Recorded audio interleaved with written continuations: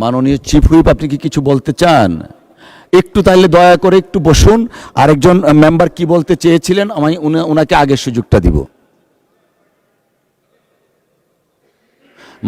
মাননীয় chief whip, দয়া করে একটু বসুন। I will come back to you.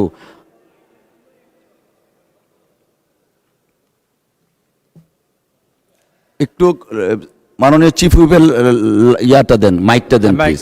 তো মাননীয় স্পিকার, এইখানে আমাদের কাগজ সেইভাবে আসে নাই, তো এটা হবে আমাদের সংসদে উত্থাপিত, যেভাবে উত্থাপিত হয়েছে সেইভাবে শব্দটা সংযুক্ত করতে হবে, যে উত্থাপিত আকারে যা বিল পাস হয়েছে, মানে যা উত্থাপিত হয়েছে সেই আকারেই পাস করা হোক, এই কথাটা সংযুক্ত করতে হবে।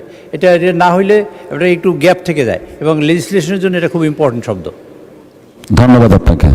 এবং এটা থাকতে হবে। কি বললেন? অতএব সংসদে উত্থাপিত আকারে, এই আকারের শব্দটা বলতে হবে, উত্থাপিত আকারে। আমরা এটা উত্থাপিত আকারে ইনক্লুড করে নিলাম। ধন্যবাদ মাননীয় চিফ হুইপ।